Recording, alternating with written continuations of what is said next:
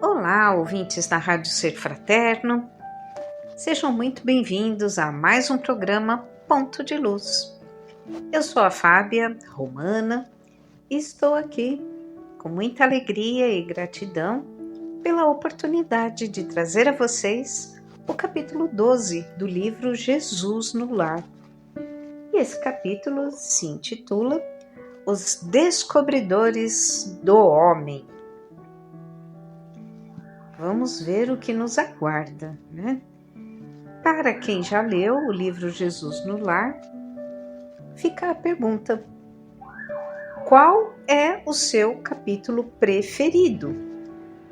Eu duvido que você vai conseguir responder apenas um capítulo. E para quem ainda não leu Jesus no Lar, mas está nos acompanhando aqui pela Rádio Ser Fraterno, no programa Ponto de Luz, se hoje é o 12º, diz pra gente, qual foi o teu capítulo preferido até o 11º? E teve o prefácio também, hein, gente? Ah, Fábia, mas eu sou... É a primeira vez que eu tô chegando aqui e eu nem sei que livro é esse, eu nem sei do que você tá falando. Opa, pera lá. Vai no YouTube, entra lá no canal da Rádio Ser Fraterno e você vai ter postado todos os programas Ponto de Luz. O Mauro posta lá certinho. Colocou na rádio, depois de 2, 3 dias, se não me engano, ele já manda para o YouTube ou no mesmo dia. Então, se você não conhece nenhum, você tem os anteriores lá. Se desses 11 que nós fizemos, você gostou mais de algum, tem a reprise lá também. Se você ainda está na dúvida, continue nos acompanhando, não é mesmo? O programa Ponto de Luz é colocado na rádio, é colocado no ar, todo sábado à meia-noite, às 14h e às 19h. Então você tem 3 oportunidades para ouvir o programa pela rádio. E se não conseguir, na última instância, dá uma passadinha lá no YouTube, beleza? Ah, você é daquele que nem sabe do que a gente está falando? Então, pera lá. O programa Ponto de Luz se trata da leitura do livro Jesus no Lar. A psicografia é feita pelo Francisco Cândido Xavier e quem nos traz a mensagem é o Neio Lúcio. E a temática do livro é a passagem de Jesus entre nós, os momentos, né, em que ele fazia o evangelho na casa de Simão Pedro. Casinha pequenininha, minúscula, sabe? Singela, humilde, nada de ostentação que o Simão Pedro tinha. E Jesus ia lá, reunia os familiares do Simão, reunia alguns amigos, reunia os apóstolos e começou a reunir. Mas saibam você que a casa de Simão Pedro continuou simples, continuou humilde e por mais pessoas que vinham, elas iam sendo acomodadas na medida do possível, na medida da necessidade. Mas em momento algum, Simão Pedro perdeu a humildade, em momento algum a sua casa perdeu todo aquele ar singelo que possuía. Já fica a dica aí, que para a nossa vida, muitas vezes, nós podemos receber Jesus nos lugares mais simples. Nós não precisamos nada banhado a ouro, nós não precisamos de edificações gigantescas, nós não precisamos de acomodações suntuosas.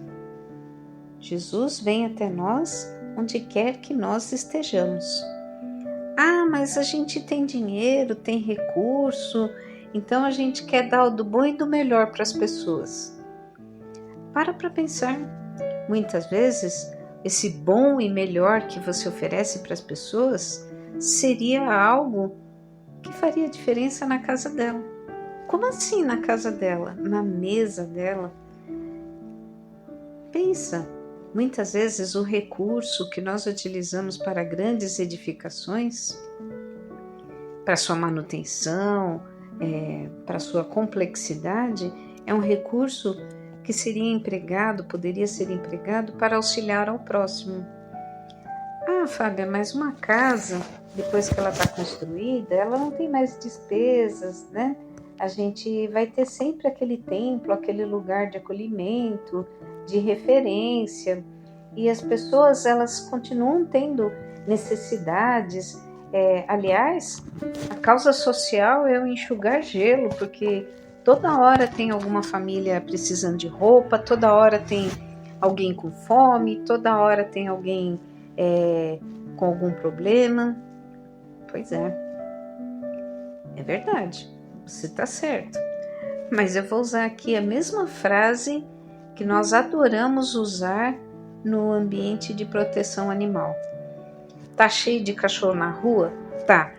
Toda hora tem algum ser divino que solta um animal, que deixa ele escapar, que deixa ele procriar, que cansa dele e joga na rua? Sim. Então eu vou parar de ajudar os que estão lá porque toda hora chega um novo? Não. Porque para aquele que eu ajudei, eu fiz a diferença. Então, existe um mundo de animais na rua, mas para aquele animal, o mundo passou a ser diferente. E se a gente usa essa frase com tanta propriedade para a causa animal, quem dirá para a causa humanitária, não é mesmo? Às vezes, aquela situação que se repete, se repetiu na família A, na família B, na família C, e quando chegou a vez da família D, fez toda a diferença para ela também. Vamos lá. Fazemos a leitura, refletimos sobre o livro, sobre o capítulo. Hoje, como eu disse no início, é o capítulo 12. E durante esse nosso encontro, a espiritualidade amiga vem e deposita na nossa água os fluidos necessários ao nosso refazimento físico e espiritual, os fluidos necessários para as nossas curas, para o nosso bem-estar. Então, a gente sempre reserva um copinho com água. Acha pouco? Prefere deixar uma garrafa? Deixa a garrafa. Prefere deixar a jarra? Deixa a jarra. O importante, principalmente, é a sua fé. Porque de nada adianta você deixar um copinho ou deixar uma jarra e quando beber a água, beber de qualquer jeito. Lembre-se, no copinho ou no copão, na jarrinha ou na jarrona, o que vai fazer totalmente a diferença é a sua fé, é a sua gratidão por estar recebendo essa benesse através da espiritualidade amiga. Então vai lá, pega o seu copinho com água, porque agora é a hora da prece inicial. E assim, convidamos a espiritualidade amiga, responsável por esta web rádio, responsável pelo nosso programa Ponto de Luz, para que nos acompanhe, para que nos oriente, para que nos direcione na leitura e nos comentários de mais este capítulo do livro Jesus no Lar.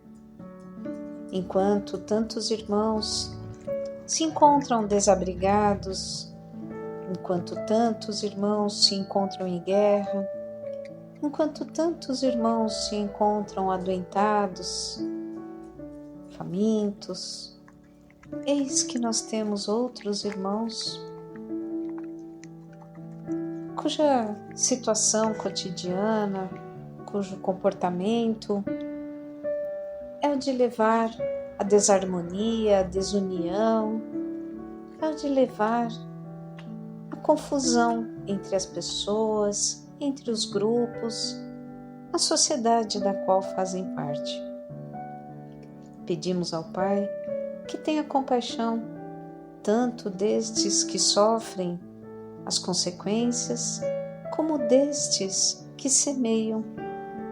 Ambos, em algum momento, colhem daquilo que plantam. Ambos, em algum momento, são responsáveis pela semente que lançam sobre a terra.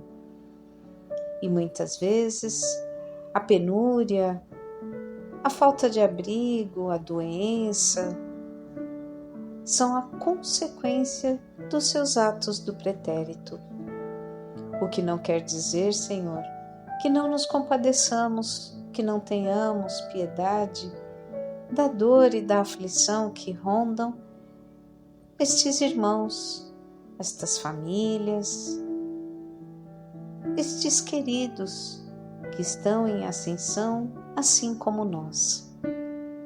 Que as tuas bênçãos e as tuas benesses possam envolver a todos, para que a lucidez se faça, para que compreendam as provações, as provas e principalmente a responsabilidade sobre os seus atos.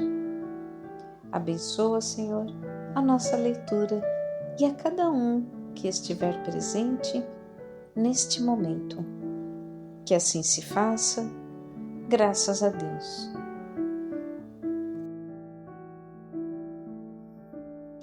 Bom, para a leitura, capítulo 12, os descobridores do homem. Fita a leitura de alguns trechos da história de Jó, a palestra na residência de Simão versou acerca da fidelidade da alma ao Pai Todo-Poderoso. Diante da vibração de alegria em todos os semblantes, Jesus contou, bem-humorado. Apareceu na velha cidade de Nínive um homem tão profundamente consagrado a Deus que todos os seus contemporâneos, por isso, lhe rendiam especial louvor. Tão rasgados eram os elogios à sua conduta que as informações subiram ao trono do Eterno. E porque vários arcanjos pedissem ao Todo-Poderoso a transferência dele para o céu, determinou a divina sabedoria fosse procurado na selva da carne, a fim de verificar-se com exatidão se estava efetivamente preparado para a sublime investidura. Então vejam que interessante, né? O lobby, o marketing do cara era bom, né? Porque as pessoas que o viam, as pessoas que estavam ao seu redor, acreditavam na sua postura, acreditavam nas suas palavras e tinham ele em alta conta. E aquilo era um rastilho de pólvora, né? Até os arcanjos achavam que ele era um cara que, sabe, merecia estar no céu, não tinha que estar lá na terra sofrendo, né? E aí o Todo-Poderoso, como era chamado aqui o dono do céu, né? Falou, tá bom, eu vou ouvir vocês, mas antes nós precisamos procurá-lo na carne para saber se é isso tudo mesmo, sabe, aqui na terra, na hora da provação, na hora do testemunho, na hora da exemplificação. Pois é, nós precisamos saber se ele é tudo isso mesmo, né? Então, para isso, os anjos educadores, a serviço do Altíssimo, enviaram à terra 4 rudes descobridores de homens santificados. Nossa, essa tarefa é nova, hein, gente? E a necessidade, o dinheiro, o poder e a cólera desceram, cada qual ao seu tempo, para efetuarem as provas indispensáveis. A necessidade, que em casos desses sempre surge em primeiro lugar, aproximou-se do grande crente e se fez sentir de vários modos, dando-lhe privações, obstáculos, doenças e abandono de entes amados. Então vamos lá, a necessidade ela se fazia presente através de privação, de dificuldade, de doença, de abandono, mexia com o emocional da pessoa de tudo quanto é jeito, né?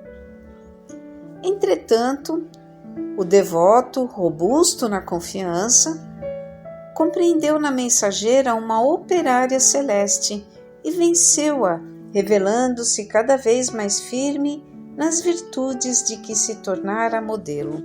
Ou seja, ele viu nisso tudo as ferramentas para a sua ascensão, e não um castigo ou uma oportunidade de martírio. Então ele seguiu avante, convicto inclusive de que isso tudo estava acontecendo para que ele realmente pudesse comprovar, pudesse demonstrar a sua fé, né? Chegou então a vez do dinheiro, e isso aí é bom para a gente hoje em dia, né? Acercou-se do homem e conferiu-lhe mesa lauta, recursos imensos e considerações sociais de toda sorte. Ou seja, a gente acha que só a falta do dinheiro é o problema. Mas vejam, aqui o problema é a fartura, aqui o problema é ter muito dinheiro, aqui o problema é ter esses recursos sociais, sabe, de movimentação para que mais pessoas se beneficiem. Então esse é um problema quando é mal administrado, né? Mas o previdente aprendiz lembrou-se da caridade e, afastando-se das insinuações dos prazeres fáceis, distribuiu moedas e posses em multiplicadas obras do bem, conquistando o equilíbrio financeiro e a veneração geral. Ou seja, ele não saiu dando, distribuindo, ele saiu empregando em obras para o bem. Ele utilizou a caridade como ferramenta. Bom, vitorioso na segunda prova, veio o poder, que o investiu de larga e brilhante autoridade. O devoto, contudo, recordou que a vida, com todas as honrarias e dons, é simples empréstimo da providência celestial, e usou o poder com brandura, educando quantos o rodeavam por intermédio da instrução e do trabalho bem orientados, recebendo em troca a obediência e a admiração do povo entre o qual nascera. Mais uma vez a educação é citada nestas passagens de Jesus. Mais uma vez, aquele que vem, que educa, que orienta, que trabalha junto aos irmãos, ele é narrado, citado por Jesus como um grande continuador, um grande tarefeiro do Senhor. Então vamos lá, né? Ele passou bem mais nessa, né? Triunfante e feliz, o crente foi visitado, enfim, pela cólera. De maneira a sondar-lhe a posição espiritual, a instrutora invisível valeu-se de um servo fraco e ignorante e tocou-lhe o amor próprio, falando com manifesta desconsideração em assunto privado que, embora expressão da verdade, constituía certo desrespeito a qualquer pessoa de sua estatura social e indiscutível dignidade. Será que o santo tinha o pé de barro? Tinha. O devoto não resistiu. Intensa onda sanguínea lhe surgiu no rosto com gesto e ele se desfez em palavras contundentes, ferindo familiares e servidores e prejudicando as próprias obras. Isso me faz lembrar, né, gente, de uma situação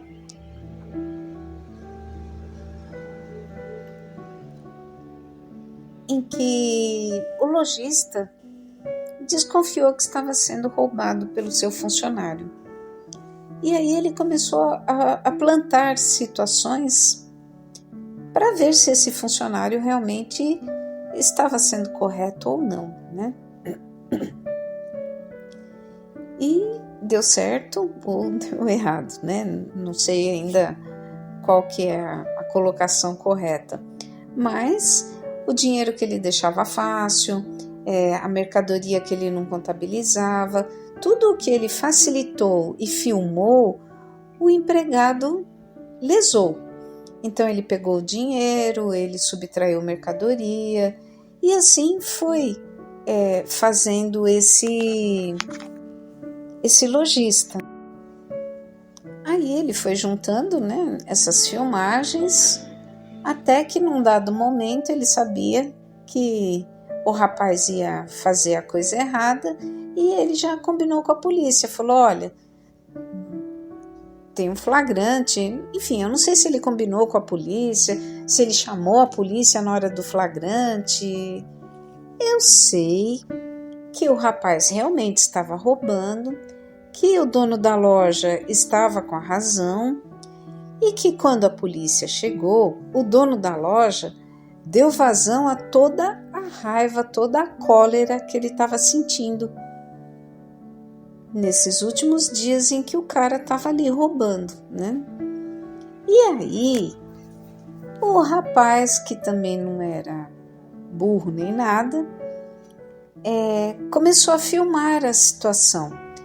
E o dono da loja ficou mais irritado ainda. Então, o que ele fez? Desacatou o cara.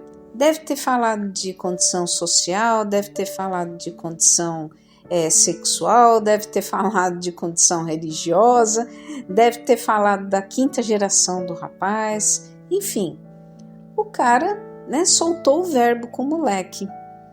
E o moleque, satisfeito, estava filmando tudo. Foi lá na delegacia, né, fizeram a BO, fizeram a queixa, e ficou por isso mesmo, né? Qual não foi a surpresa desse lojista? Quando passou um tempinho, ele recebeu uma intimação. Ele estava sendo processado por esse rapaz por difamação, desacato, e dedé. Resumo da ópera: naquele momento de raiva, com razão para alguns, né? Mas naquele momento de raiva, o dono da loja, que falou tudo o que achou que devia falar e mais um pouco, exagerou, foi filmado, foi gravado e foi condenado pelo juiz a indenizar o pobre do rapaz que estava roubando ele, né? Então vejam, vamos ver o nosso candidato ao céu. O que aconteceu? Porque me parece que aconteceu a mesma coisa, né? Ele perdeu as estribeiras e xingou todo mundo, né? Gritou com todo mundo, esperneou com todo mundo. Então vamos ver o que deu aqui com o nosso candidato. Então, intensa onda sanguínea lhe surgiu no rosto com gesto e ele se desfez em palavras contundentes, ferindo familiares e servidores e prejudicando as próprias obras.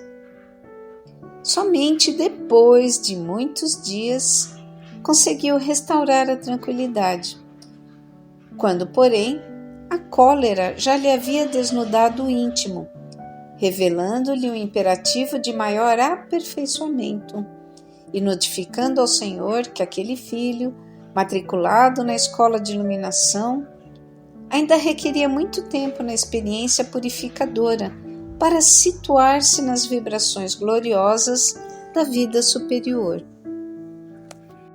Curiosidade geral transparecia do semblante de todos os presentes, que não ousaram trazer à baila qualquer nova ponderação. Estampando no rosto o sereno sorriso, o Cristo terminou. Quando o homem recebe todas as informações de que necessita para elevar-se ao céu, determina o Pai amoroso, seja ele procurado pelas potências educadoras. A quem muito é dado, muito lhe será cobrado, né, gente? A maioria dos crentes perdem a boa posição, que aparentemente desfrutavam, nos exercícios da necessidade, que lhes examina a resistência moral. Muitos voltam estragados das sugestões do dinheiro, que lhes observa o desprendimento dos objetivos inferiores e a capacidade de agir na sementeira do bem. Alguns caem desastradamente pelas insinuações do poder que lhes experimenta competência para educar e salvar os companheiros da jornada humana. E raríssimos são aqueles que vencem a visita inesperada da cólera, que vem ao círculo do homem a notar-lhe a diminuição do amor próprio, sem a qual o espírito não reflete o brilho e a grandeza do Criador nos campos da vida eterna. O mestre calou-se, sorriu compassivamente de novo, e porque ninguém retomasse a palavra, a reunião da noite foi encerrada. Pois é. Aí as pessoas falam assim: fulano me tirou do sério. Eu perdi a paciência com ciclano. Mas ciclano tem o dom. Já viram esses comentários? Já fizeram esses comentários? Geralmente quem faz esse comentário é só o outro, né? A gente nunca diz isso, né? A gente nunca diz assim: eu perdi a paciência. Não. Pois é.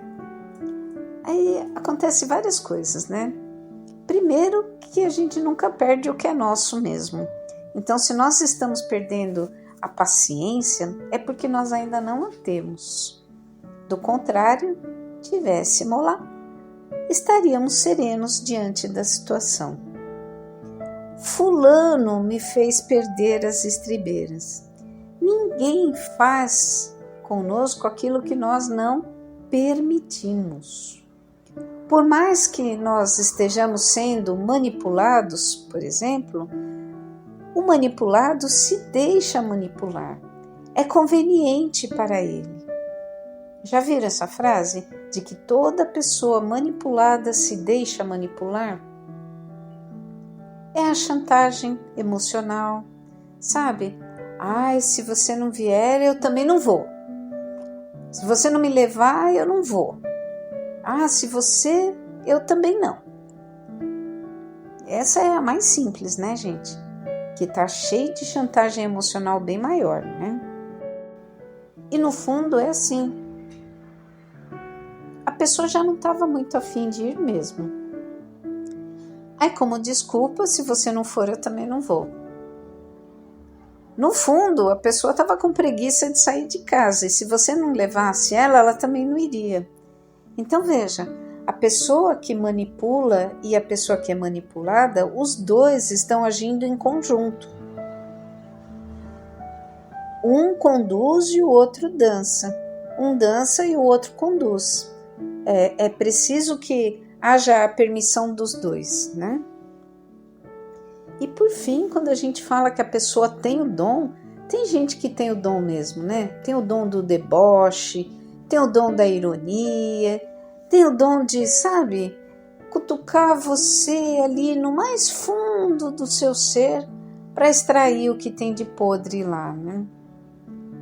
E no fundo, essa pessoa também é um grande adoentado da alma.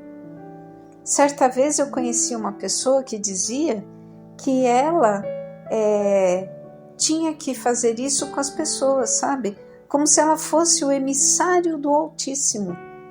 Gente, vamos acordar um pouquinho, né? Nós todos aqui encarnados, emissários do Altíssimo? Não. Qual que foi o nome aqui que Jesus usou, né? Como foi que Neio Lúcio chamou esse capítulo de os descobridores do homem, né? Anjos educadores.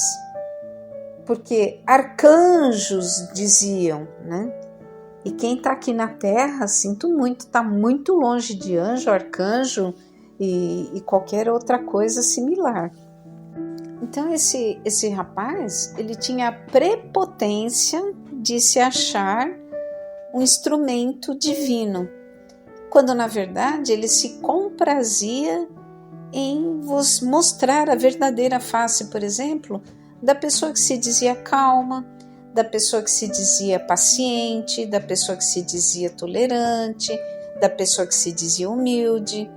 Então ele espezinhava essa pessoa até ela mostrar uma outra face, né? Nós sabemos que existem instrumentos na nossa vida e são situações que são colocadas no nosso viver para o nosso aprendizado. São situações que nos chegam, inclusive, como forma de testemunho. Mas não quer dizer que, por exemplo, Deus vai até aquele cidadão do carro vermelho e fala assim: olha, tá vendo o Mauro ali dirigindo o fusquinha dele? Fecha o Mauro. Vai, corta e fecha o Mauro, que se ele não frear, ele vai bater em você.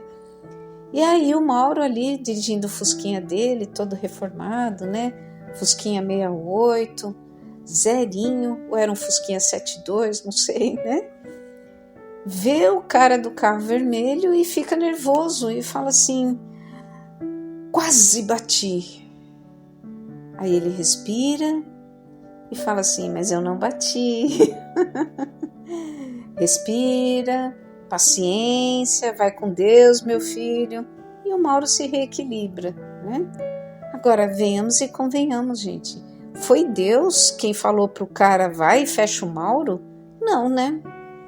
Foi a imprudência dele no trânsito, foi alguma influência negativa que fala: vai, sai cortando, tesourando, sabe? Mas não foi Deus quem falou assim: vou te usar.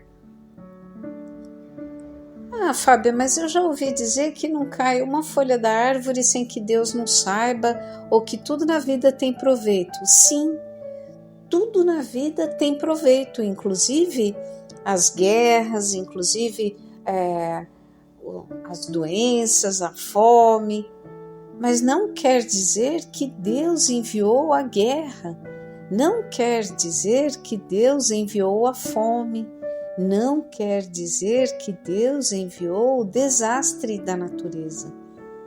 Tudo isso são consequências utilizadas por Deus para o nosso aprimoramento. Olha que interessante, são consequências, ação e reação. Então a ação do homem de estragar a natureza faz com que ela fique desajustada. A ação do homem no orgulho, na cupidez, faz com que as guerras aconteçam, porque o ser humano quer ter a razão, quer ter a posse. E a posse, a avidez do ser humano faz com que ele não reparta com seu semelhante e venha fome. Mas nunca, em momento algum, Deus criou estas situações para nos constranger, para nos dificultar. E quando Jesus coloca nesta passagem, né, nesta leitura, de que existe, né, um consenso de anjos, arcanjos, e de que existe uma prova, na verdade isso é a nossa vida no todo, né, gente? E nada passa desapercebido a Deus. Então as nossas dificuldades, os obstáculos que nós superamos, os obstáculos que nós não superamos, as dificuldades que nós enfrentamos e se repetem, tudo isso está na nossa vida como forma de aprendizado. Mas não porque Deus sentou um dia e escreveu num bloquinho de nota: hoje é dia de causar dor em fulano, hoje é dia de deixar ciclano nervoso. Não, de forma alguma mesmo. Deus é imensamente, imensuravelmente generoso, misericordioso. Ele jamais faria algo para nos prejudicar. Deus criou um anjo mau. Não, Deus não criou um anjo mau. Deus deu o livre-arbítrio para todos. Deus deu a cada um de nós a liberdade de escolha. E se nós em algum momento não estamos satisfeitos com alguma coisa, nós temos toda a liberdade de mudar. Nós vemos mentes brilhantes criando malefícios. O mesmo elemento que cria, por exemplo, uma tomografia, que cria um exame, pode ser utilizado também para criar um armamento. E o que vai é a escolha que cada um fez do aprendizado, da orientação, da descoberta que recebeu. Enfim, então, cada um de nós tem a necessidade, sim, de passar por essas provações, porque na teoria tudo é tão fácil, não é, gente? E nós nos dirigimos, então, para o término deste nosso encontro. E na respiração cadenciada, na respiração que troca as nossas energias, que troca as nossas vibrações, nós manifestamos a nossa alegria e a nossa gratidão pelo encontro de hoje. Agradecemos por mais um programa Ponto de Luz, que nos deu a oportunidade da reflexão, do entendimento, do conhecimento, que nos trouxe a leveza acerca da prática do Evangelho de Jesus. Não temos Jesus às nossas costas com chicotes, não temos Jesus nos pressionando, nos coagindo, pelo contrário. Temos Jesus a nos dizer: vinde a mim, vós que estáis cansados. Vinde a mim, vós todos que estáis cansados, porque é leve o meu fardo e suave o meu jugo. Em momento algum, Jesus disse que nós não teríamos tribulações, que nós não teríamos dificuldades, mas Ele nos asseverou que elas seriam suaves, que elas seriam leves, que nós poderíamos suportá-las e poderíamos vencer.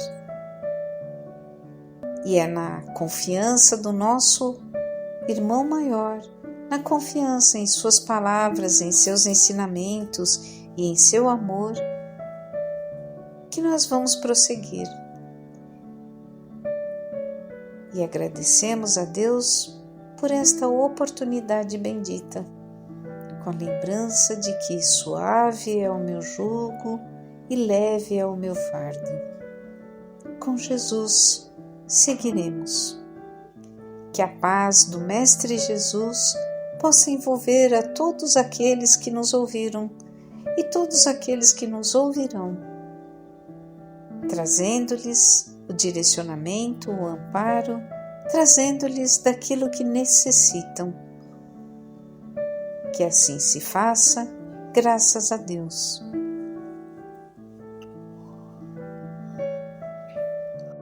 Obrigada a todos por mais um programa Ponto de Luz e que possamos nos reencontrar em breve aqui pelas ondas da Web Rádio Ser Fraterno.